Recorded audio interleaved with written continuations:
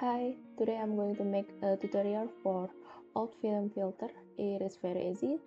Let's say you have this footage and you want to make it like an old film. All you have to do is download the old film footage for the overlay. Let's say I have this one video overlay in here. As you can see, there's a black screen on it, but it doesn't matter, you don't have to worry about it. Just fill in on the screen like this, and you just have to change the layer mode into add this one. And don't worry if you don't have this mode, something like this.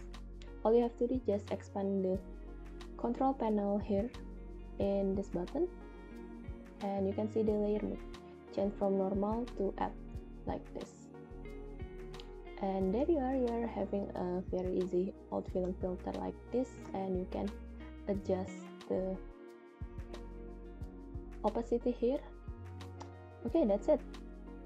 A very easy tutorial for old film filler.